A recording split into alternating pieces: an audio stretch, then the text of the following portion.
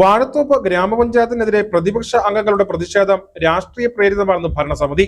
മുൻകാലങ്ങളിൽ പദ്ധതി വിനിയോഗത്തിന്റെ കാര്യത്തിൽ സംസ്ഥാനത്ത് തന്നെ ഏറ്റവും പിന്നിലെന്ന് ഖ്യാതി നേടിയ പഞ്ചായത്തിനെ വികസന പ്രവർത്തനങ്ങളുടെ കാര്യത്തിൽ മുൻപന്തിൽ എത്തിക്കുന്നതിനുള്ള ശ്രമമാണ് UDF ഭരണസമിതിയുടെ നേതൃത്വത്തിൽ നടത്തിവരുന്നതെന്നും വാഴത്തോപ്പ് ഗ്രാമപഞ്ചായത്ത് ഭരണസമിതി വാർത്താ സമ്മേളനത്തിൽ പറഞ്ഞു. Maniyarankudi open gym, Thadiyampad bus stand നിർമ്മാണം, ചെറുതോണിയിലെ ടേക്ക് എ ബ്രേക്ക് പദ്ധതി ഉൾപ്പെടെ മുൻ ഭരണസമിതി എടുത്ത പദ്ധതികളിൽ പലതും മാറ്റേണ്ടി വന്നത് സ്ഥലം ലഭ്യമാകാത്തതും മൈനിങ് ആൻഡ് ജിയോളജി വകുപ്പിന്റെ ഉൾപ്പെടെ അനുമതി ലഭിക്കാത്തതുമായ സാഹചര്യത്തിലാണ്.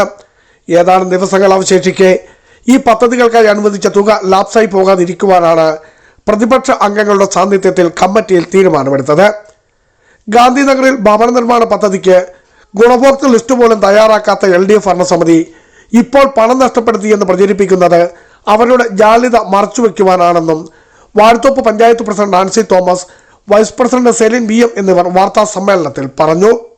ഇടുക്കി ജില്ലാ ബാങ്ക് ജവഹർ ഭവനനിർമ്മാണ പദ്ധതിയുടെ ലോണിന്റെ കാലാവധി തീർന്ന് 1,38,00,000 രൂപയാണ് അവരിപ്പോൾ നമുക്ക് തന്നിരിക്കുന്ന ലിസ്റ്റും പ്രകാരം അടയ്ക്കാനുള്ളത്. അതിപ്പോൾ ഇന്ന് പ്രിന്റ് എടുത്തപ്പോൾ അത് 1,78,00,000 രൂപ ബാങ്കിൽ നമ്മൾ അടച്ചു തീർത്താൽ മാത്രമേ പഞ്ചായത്തിന്റെ ബാധ്യത മാറുകയുള്ളൂ.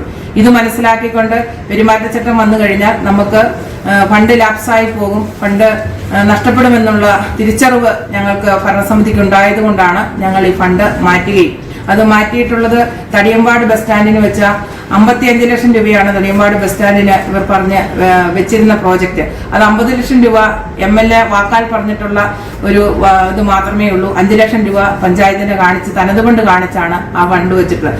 ഇപ്പോൾ മാറ്റിവെച്ച ഒരു പദ്ധതിയും മുടക്കുവാൻ ഉദ്ദേശിക്കുന്നില്ലെന്നും സർക്കാരിൽ നിന്നും ഫിസിബിലിറ്റി ലഭ്യമാകുന്ന സ്ഥലം സറണ്ടർ ചെയ്ത് കിട്ടുന്ന മുറയ്ക്ക് ഫണ്ട് മാറ്റിവെച്ച നിർമ്മാണ പ്രവർത്തനങ്ങൾ നടത്തുമെന്നും അടുത്ത സാമ്പത്തിക വർഷത്തെ പദ്ധതിയിൽ ഗാന്ധിനഗറിലെ അർഹരായവരുടെ ഗുണഭോക്തൃ ലിസ്റ്റ് തയ്യാറാക്കി ഭവന നിർമ്മാണത്തിന് മുന്തിയ പരിഗണന നൽകുമെന്നും പഞ്ചായത്ത് ഭരണസമിതി അംഗങ്ങൾ പറഞ്ഞു.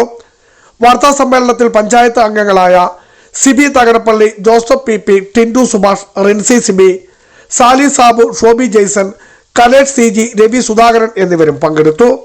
Biju Vaishan Parambil, Idukki Vision News, Idukki.